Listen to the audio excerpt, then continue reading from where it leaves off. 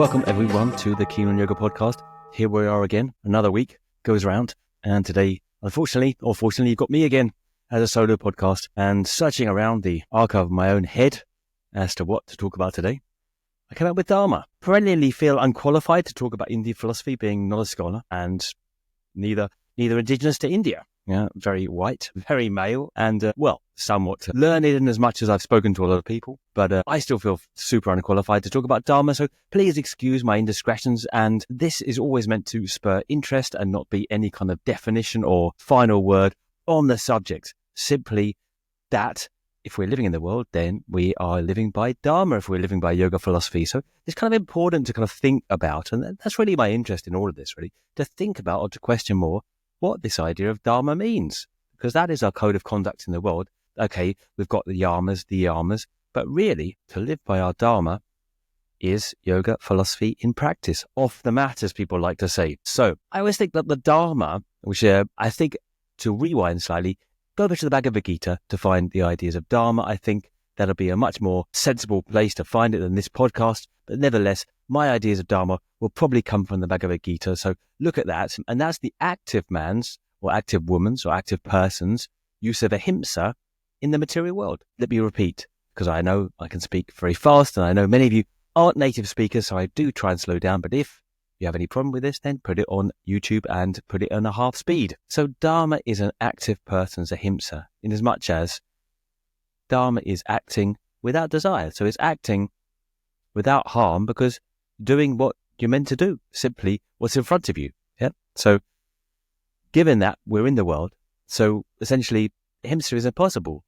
Right? If you're in a monastery, then ahimsa is fairly reasonable. Right? If you lock yourself away, then you can really do no harm to anyone. But as long as you're living in the world, even the best actions produce unwanted circumstances, consequences. As I've said before, I know it might seem a downer, but even turning on a light or walking along a road, or certainly ordering something from the internet, having a mobile phone, all these things somewhere along the lines cause suffering. We don't do it on purpose, but that's to say that we can't live actively in the world by ahimsa. It's impossible. So how do we act without violence while still acting? Huh? And the Bhagavad Gita really puts its mind to this, because at the time, or at least the narrative is currently, that it was a reaction against people, shramanas, people, ascetics, going into the forest and rejecting material life. So the Bhagavad Gita is saying, look, you can do this, you can do ahimsa in the world. You just have to look at it as Dharma. So it's a kind of applied Dharma for those that living in the world who can't or don't necessarily want to leave the world. And I think that's us. You know, if we're completely honest, I reckon that most of us are using yoga to live in the world and not to hope to leave the world either. So Dharma, really important. So what is it? What is it now? Yeah.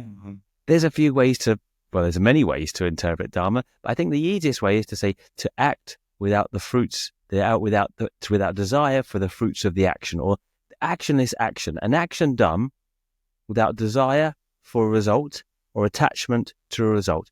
Acting just simply because that's the action in front of you. Yeah? And this causes certain difficulties, or it's kind of problematic, and we'll come back to that in a minute, but that's the traditional definition of Dharma, to act without desire for the fruits of the actions, to act simply because that's your duty, again in inverted commas, problematic term as well. So we find Krishna and Arjuna in this civil war at the start of the Bhagavad Gita, and Arjuna, the hero, he doesn't want to act because he's a warrior. That's his job at the time. And to act is to kill his teachers on the other side. So Krishna's answer, luckily for him, Krishna is God, is, look, just do your duty, do the action in front of you, do your work that you're brought up in and responsible for.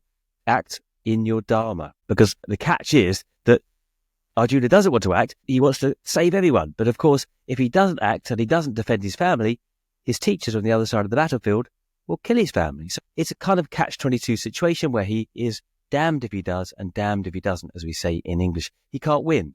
So doing his Dharma is a solution, a certain solution in the world. And we find ourselves in that situation of Arjuna's. We find ourselves in a situation where no action is ultimately conclusive. Even the best of our actions will result in harm somewhere and result in further implications, good and bad and indifferent, somewhere down the line. We're caught in an infinite chain behind us and an infinite chain of actions in front of us. Yeah.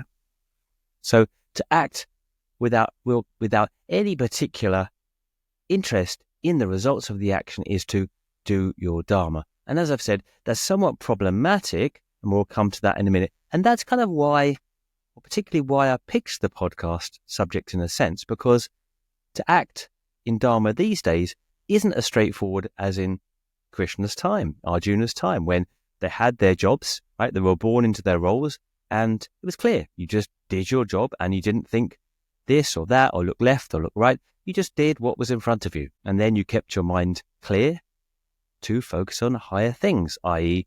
the ultimate nature of reality, God, existential questions. So you weren't kind of getting involved in action, trying to figure it out like Arjunaism, chapter 1 of the Bhagavad Gita. Should I do this? Should I do that? What's the best course of action? Of course, there's no resolution. So he's kind of, in a sense, wasting his time. Yeah. So to act in Dharma is just to do what's in front of you and keep your mind clear for contemplating on a higher reality. But we'll come back to that in a second. We still have to kind of get through a little bit more understanding of Dharma first. So the reason for Dharma is not just simply to keep our minds clear so we can focus on God or the highest truth or just the experience of being in the world rather than just worrying all the time about the right course of action. Sounds sensible. Sounds like a good idea in a certain sense, right? But of course we have these problems with Dharma because what is Dharma these days? Isn't that to beg the question? What is our Dharma? For God's sakes, we don't know what we're meant to do. That's why we're doing yoga. It's not the medieval ages or the turn of the common era. We don't have a job that we're born into anymore, a role that we're born into. That's the very problem. But again, we're going to come back to that in a second. Before that, the ultimate solution of Dharma is part of the metaphysical solution proposed in yoga philosophy. So the ultimate problem in yoga philosophy that it's trying to solve is always karma, right? Karma stops us seeing clearly in the present because it covers over our ability for 2020 vision, because there's all this stuff laid down inside of us, all these past reactions, all our conditioning, all the things that happen to us like sediment laid down inside of us.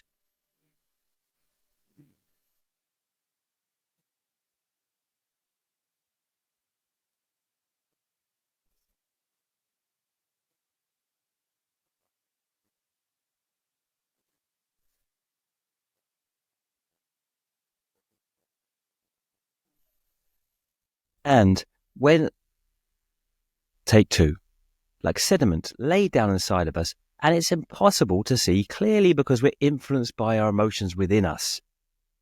So when Arjuna is trying to figure out what to do, what he doesn't see is he's emotional and he's got attachments and he's got past relationships that are influencing his rationale, same as us. So when we act in the present, we're really acting like, as Krishna says later in the Bhagavad Gita, like puppets controlled by strings. The past and our conditioning is telling us what to do in the present. So we don't really have 50-50 choice, free will even, because we don't even see what's controlling us, right? So why one person acts a certain way, another person acts another way, why we're so reactive certain points to things, is karma. The problem is that the past is controlling our free will in the present. Therefore, we're constantly recreating our past in our present, usually inopportunely, usually not skillfully, because the past is not the same as the present. So it's not only boring, it's also wrong, because we're not actually seeing the situation in front of us. We're seeing through the glasses of our past experience. So therefore, we don't recognize the actual nature of reality. We think we're in error, that we're controlling the world, that we're a big deal, that we're this, we're that, we're the other. We're separate from everyone else, and we deserve ultimately to have our happiness at the expense of others because we're not connected. So this karma from our past basically covers over our true understanding of our place in reality and what we are. And then we act in the present and we create more karma in the present, right? Through action with desire. So when you act with desire, then you lay down further karmas that have to be gone through in the future. So cleansing your karma from the present. Say there's a past experience now. Well, say you've had kids, for example, right? That's your karma, right? So there was desire for a certain solution, a certain situation. Children came, and then you've got karma in the present to dispatch responsibilities, right? So you do that, but then you have further desires when doing that for the children's future, etc., etc. So then you create more karmas in acting with attachment. So the chain of karma is never ending, and it always makes you confused about your actual situation in the present, what you are and what the world is. And if we just see that, according to yoga philosophy, if we see the world as it is in the present, is absolutely satisfactory. We are attached to everything. God or Brahman is everywhere, part of us, part of others. We see no difference between ourselves and other people, and we're ultimately at peace. Again, the Bhagavad Gita. I'm paraphrasing. I'm just not making this up, right? Sounds like a good acid trip, I know. But essentially, that's it. That experience on LSD, or nowadays some kind of ayahuasca or toad venom or whatever, it's the same as our experience of our ultimate self. And it's ultimately absolutely satisfactory, right? I.e. samadhi or enlightenment, however you want to call it. But we don't see that clearly because of karma. So the ultimate problem of yoga philosophy is what to do with karma. And Patanjali says the same thing. The subliminal reservoir of impressions, he calls it, I think in chapter 1. Can't remember the exact sutra, sorry. So he's doing the same thing. He's just doing it through quietism, withdraw. Yeah, detach. Yep. Bhagavad Gita, living in life, is for practical people living in the world, like us probably. So you're doing it in action. So if you act without attachment, your actions are fulfilling the past karmas you've created. But not acting with attachment, you're not creating any further karmas. So it's like your scorecard, your cosmic scorecard, is gradually being wiped clean until you've got no more karmas stored inside you through past action, because you've done them all through your action. And you haven't made any more karmas because you've not acted with attachment to the fruits of certain actions. In doing those karmas that were necessary, you haven't acted in desire or acted with a certain expectations or attachments to results. So you haven't created any more karmas, and then you're free. Having no karmas inside you to influence you, you can see clearly in the present, having not created any further karmas. Otherwise, you're stuck in this infinite causal chain, and you're completely controlled by past karmas. Yeah. So you never act freely, and you never see yourself as you fully are. Right? So that's kind of the philosophy around Dharma. Yeah. And the Bhagavad Gita, that is called Karma Yoga. The Bhagavad Gita is a book on Karma Yoga after all, and Bhakti Yoga, and a little bit of Jnana Yoga, and a little bit, I suppose, of Kriya Yoga. In chapter 6, we have a little bit about sitting up straight and breathing equally, a little bit of practice, not exactly asana, but there is a little bit of a kind of physical aspect to the practice in chapter 6. Anyways, so this is Karma Yoga, the spiritual solution using action in the world. Sounds sensible, but practically speaking, when we look at our Dharma, what to do, there's problems. It's not easy these days. First of all, it's not like Krishna's time. In Krishna's time, everyone had a job, right? The cowherds herded cows, the warriors did their thing, the kings and the ruling class did their thing. And you're kind of born into it, right? Perhaps not ideal, and I'm sure more than now and again you have someone who's not quite fitted for their particular role, but it's probably easiest to keep the status quo because after all, it's an economic situation. Everyone is their particular part of society and plays their part in society. That is potentially, equally respected. Krishna at no point is saying you respect these people more and these people less. Just saying, he says in chapter 18, everyone has their particular part, their particular Dharma.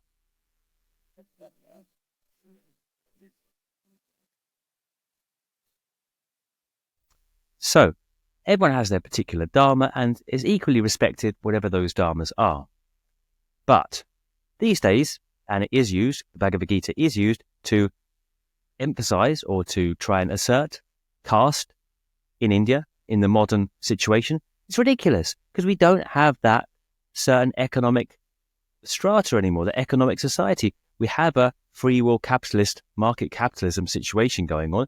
And if you hadn't noticed, and we're not born into roles anymore. So to assert these people are untouchable, Shudra, these people are Brahman, these people are Kshatriya, it doesn't make any sense, to try and use the Bhagavad Gita to keep the caste system in India. But that has been done, unfortunately, and it's completely irrelevant in the modern context, and definitely not what Krishna would have meant, right? Krishna is simply saying, look, at that point then, he was philosophizing, everyone has their roles, stick to your role, probably a good idea, because after all, if you don't stick to your role, like Arjuna is tempted not to stick to his role, then it's not going to be better for you. Krishna makes it very clear. If you're not respected by other people, if Arjuna doesn't fight, he's going to lose the respect of his peers. And we don't operate in a vacuum in life. After all, we make meaning with others. We need other people to think well of us. We need that. So also in a practical sense. But these days, that's difficult because we don't have those certain roles anymore to play. Right? What is my Dharma now, you might ask? Reasonably so. I'm looking for a purpose in life. I don't find it. So just to be told, do your Dharma, well, that's to beg the question or to raise $1 million question, isn't it? Right? We don't know. And also it's kind of confused because Dharma is often confused with duty, which makes it seem ethical, like we need to do good actions, like we need to be a nurse or a firefighter or a policeman or something good. So it's confused and it's not meant in that way originally. After all, Krishna is telling Arjuna to be a warrior, to kill people. That's his Dharma. Yep. But that also raises questions we'll come to in a minute. But also, we don't have that purpose anymore. Yeah, we don't have a job for life even anymore. So our Dharma might change, right? And how do we know our Dharma if it's not given to us anymore? So these are the problems with Dharma. And I suppose if we're looking for the final nail in a coffin or, to problematize Dharma, I suppose it's like, well, Arjuna is told, do your Dharma, kill those people because it doesn't matter. They're already dead and they'll reincarnate. So you could say that Dharma could be used to justify wars, right? Do your Dharma as a soldier. Yep, it's your duty to go out and kill. So that is kind of problematic for the modern consciousness, I think, that Dharma could be construed in that manner. And of course, reincarnation might not be a belief that we hold on to these days. So another trouble with the idea of Dharma. Right? So is it ethical, first of all? Maybe it's unethical. From a humanistic perspective, if we're looking at the right solution to try and get everyone to end up in a peaceful situation, then Dharma has to be good in a sense that it has to be an action that's beneficial for everyone, if that's possible. And then does it need to be my thing? Do I need to find my bliss? Do I need to find my purpose in life? All these are questions, I think, that are reasonable to think about in the modern context with Dharma, and why I think that Dharma often isn't used as much as perhaps it could be, because it's confusing after all. It's not clear as it was. What solutions have I got to this? And it's not, again, I think read the text, of course, because there's no ultimate solution to these questions, but reading through it, you kind of get a feel of how you might treat it. Well, first of all, I say, do the action in front of you, and that'll change, right? But right now, if you think about right now, you've got responsibilities, right? Don't think about next year or even next month necessarily, but right now, today, and probably this week, you've got certain things that you're due doing, that you are owed, due to your situation and your past choices. You've created certain karmas, certain responsibilities. Do them. You have to do them, and do them with an open heart. And as Krishna says to Arjuna, do it well. Yeah, really get involved in it, Don't just, I want to be a yogi, really. I don't really want to do, I want to just meditate all the time. Do the action. The action. This is yoga in the world. Do the action, do it as fully as you can, but don't be attached to the fruits of the action, right? So when you're doing those actions, the things you're responsible for, right? Try not to have too much expectation or desires around them. After all, the whole metaphor of the Bhagavad Gita is the civil war. You can't know. Yeah, we're all enmeshed in a civil war of causes and effects, all bashing into each other in the present moment. We can't know the results of our actions. And at the end of the day, material action is always unsatisfactory. That's the motto of the Bhagavad Gita, really. Material action is unsolvable, unwinnable. You'll do, in the actions you do, you'll do good. And in the end, not by any intention of yours, probably, you'll do harm. That's just the way action is. It's unsolvable. So the action of ahimsa in the practical world, to act without harm in the practical world, is just to not desire anything from the action. So you're doing your karma yoga. You're doing the action that's responsible to you. And look, doing it well, it'll change, right? Even if you don't like your current karma, and many of us don't, right? Maybe I don't like my Dharma. I'd like to change it to something better, something more meaningful that has a purpose. Yeah. Do the action in front of you now, even if it doesn't seem purposeful, and that will change and that will shift. And it probably will, if you do your action well, become more meaningful as you do it. And it'll, as I said, in the modern paradigm, at which we're not stuck to a role forever, it'll shift. And then Krishna says, do your action and not someone else's action. So don't second guess what you should do in a way. Just do the action that you have to do. So if I'm a yoga teacher, right? I do, I don't try and think, well, yoga teacher isn't that great. There's some problems here. It doesn't make so much cash, or they are difficult students, or have to travel, or whatever. I'm not thinking this. I think this is the action that I've set in motion by all my choices. Do it to the greatest of your abilities. Yeah. And then, it'll shift and change as all these causes and conditions in the world bash up upon each other. Your reality will evolve. But don't do someone else's dharma thinking that's better, because you have to do your karma, right? You can't dispatch other people's responsibilities. You can only dispatch your karma, your responsibilities. So again, do the action in front of you, and maybe it doesn't need to be the biggest thing in the world, right? You don't have to find your life's purpose. That's not dharma. It's just like, don't worry too much about material action and just do what you can and try not to be too attached. So difficult, and of course it would be easier if we were just all given a role, but then also we have a greater freedom now to choose our more meaningful ways of being in the world. And again, it's against reactivity, isn't it? It's against acting just out of emotion. Arjuna wants to act out of emotion. He wants to stop acting altogether, in fact, because he's attached to both sides of the battlefield. But Krishna tells him, don't act emotionally, right? Because that emotion is your past karma. You're not really seeing clearly, Arjuna, right now. And you'll regret those choices if you act out for emotion in the present, right? So act with a bigger game plan, act with the highest perspective, yeah? Take as big a view of reality as you can, and then act. Otherwise, if you just act on emotion, you'll start one thing, then that'll be no good, you'll start another thing, and one can, I certainly did in my 20s, create a right mess doing all these different actions. Simply act in the way that life is moving for you. And I think life shows you in a way, right? Another point, Krishna says, the person is dear to me who doesn't shrink from life, who doesn't recoil from life, but neither does life shrink from them. Yep. So there's a certain way of acting in life where you're respectful of the way life is leading you, but on the other hand, you also have a certain kind of wherewithal, a certain sense of integrity, a certain sense of stability to keep your own line in the sand. So you're not acting here, acting there.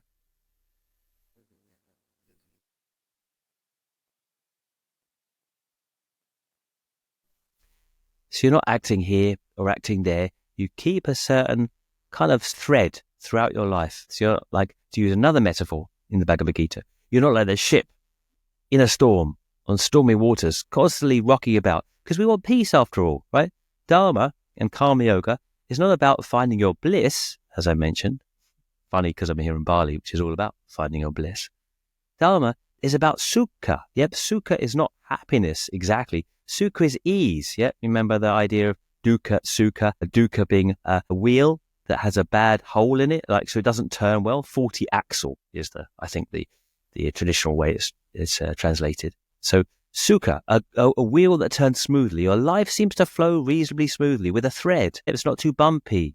It's peaceful. Duuka, not necessarily suffering as such, like pain, although pain might come also, but just like, kind of perennially, unsatisfactory.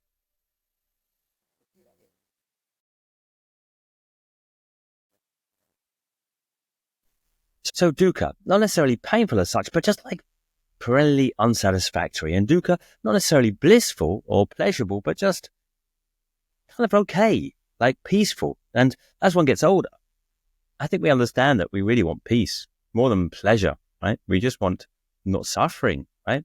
To have peace all the time, to not be suffering is as much of a reward, I think, as we need. So to look at the Bhagavad Gita and to look at Dharma and Karma along these lines,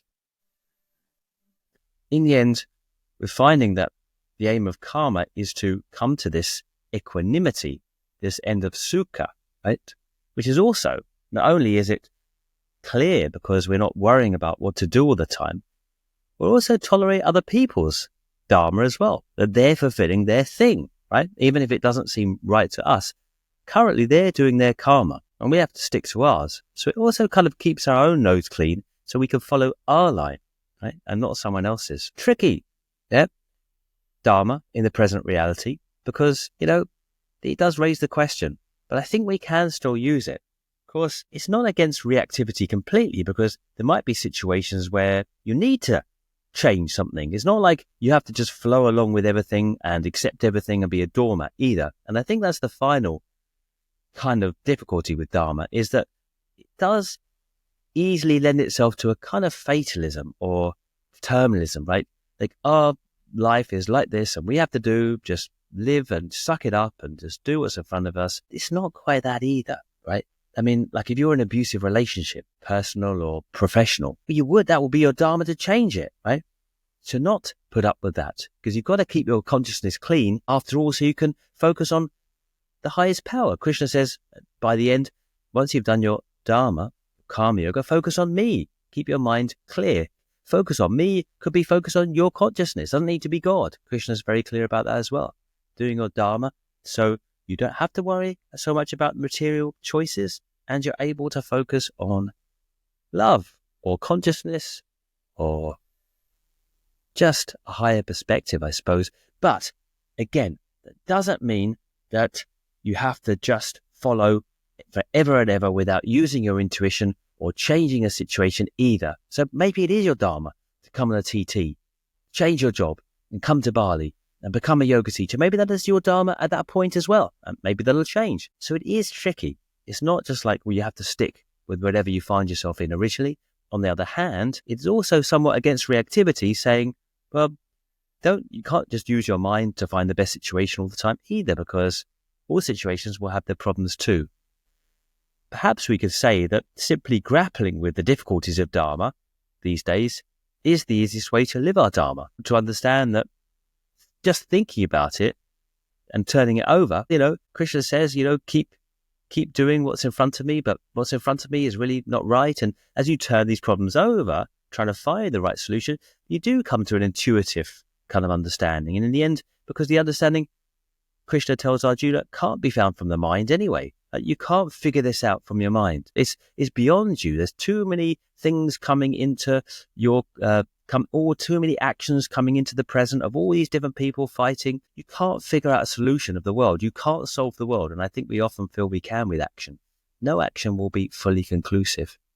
So forget trying to figure it out so much from a mental standpoint, because also your emotions are deciding or somewhat definitely influencing your rationale that you don't see clearly because of emotional karma in the past. And then you come into a different perspective, a kind of intuitive sense of Dharma, perhaps. Perhaps Dharma is, in the end, deeply linked to our sense of intuition.